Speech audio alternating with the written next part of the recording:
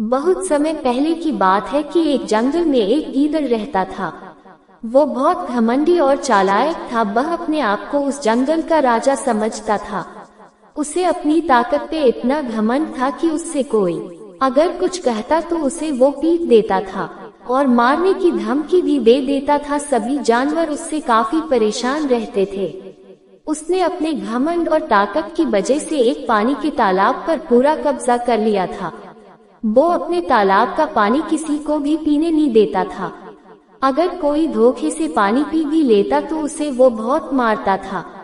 वो पूरे दिन अपने तालाब पर ही पेड़ की छाया में पड़ा रहता था। उसके आतंक की खबर पूरे जंगल में फैली हुई थी। कोई भी जानवर उसके डर की वजह से उसके तालाब के पास से गुजरता भी नहीं था। उसी जंगल में एक गीदड़िया भी रहती थी।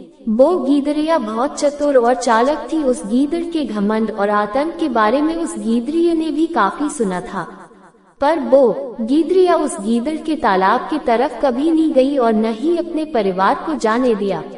एक दिन की बात है कि गीदड़िया अपने परिवार के लिए भोजन ढूंढने की तलाश में जंगल में गई हुई थी। उसे भोजन की तलाश करते करते काफी वक्त निकल गया और उसे पता भी न चला, और जब वो अपने घर की तरफ वापस आती है तो काफी रात हो जाती है। रात में उसे अपने रास्ते का पता भी नहीं रहता। वो अपना रास्ता भटक जाती है। गीदड़िया काफी परेशान होने लगती है और उसे बहुत तेज से प्यास भी लगने लगती है। चलते चलते रास्ते में उसे एक तालाब दिखाई देता है। तालाब को देखकर गीदड़िया को और भी तेज प्यास लगने लगती है। वो तुरंत तालाब के पास जाकर पानी पीने के लिए धीरे धीरे बढ़ती है। तभी उसे तालाब के दूसरे तरफ से आवाज आती है। कौन है वे जिसे अपने मौत का जरा सा भी डर नहीं रहा? मेरे तालाब पर आने की किसने जरूरत की? तभी गीदड़िया गीदड़ से कहती है, हुक्म, मुझे बहुत तेज प्यास लगी है। मैं पूरे दिन से प्यासी हूँ। मैं अपना रास्ता भटक गई हूँ। मुझे थोड़ा पानी पी लेने दीजिए, आपकी बहुत मेहरबानी होगी। तभी गीदड़ कहता, मूर्ख, तुझे पता नहीं है, मैं इस तालाब का मालिक हूँ। ये मेरा तालाब है, यहाँ मेरा राज चलता है। मैं अपने इस तालाब में किसी को दिन में पानी पीने नहीं देता। तू रात में पानी पीने की बात कर रही है? मूर्ख, अभी निकल जा यहाँ से अगर जिंदगी चाहती है तो। काफी कहने के बाद भी गीदड़ उसे पानी नहीं पीने देता और गीदड़िया को डरा धमका कर प्यासा ही वापस लौटा देता है। गीदड़िया काफी निराश होकर अपने घर लौट आती है और उस घमंडी गीदड़ से मन ही मन बदला लेने की सोच लेता है। अगले दिन जब सुबह होती है तो गीदड़िया पुरानी भिटार की तरफ जाती है और उसमें एक नुकीला लक्कड़ लगा देती है। गीदड़िया भिटार में नुकीला लक्कड़ को इस तरह से लगाती है कि वो किसी को दिखाई नहीं देता।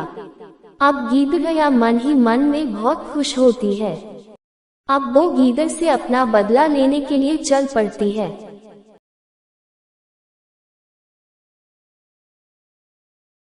और तालाब पर पहुंच जाती है। गीदड़ अपने तालाब पर एक पेड़ के नीचे आराम से बैठा था। जब उसे देखता है वहीं से आवाज लगाता है, फिर से आ गई तू? रात तो मना क्या था तुझसे? लगता है तुझे सबक सिखाना ही पड़ेगा। और गीदड़ गीदड़िया के पास आकर बोलता है, चल ठीक है, तू पानी पी लेना, पर जो मैं कहूँगा वो बोलना पड़ेगा तुझे। गीदड़िया भी चतुर और चालाक थी। वो बोली, ठीक है मालिक, मैं रात से प्यासी हूँ, मुझे पे बोला भी नहीं जा रहा, मेरा हलक सूखा जा रहा है, मुझे चक्कर भी आ रहे हैं, खड़ा भी नहीं होया जा रहा। मैं थोड़ा पानी पी लूँ, फिर आप जो कहोगे वो बोलने को तैयार हूँ मैं। गीदड़ कहता है, ठीक है, चल पानी पी ले थोड़ा।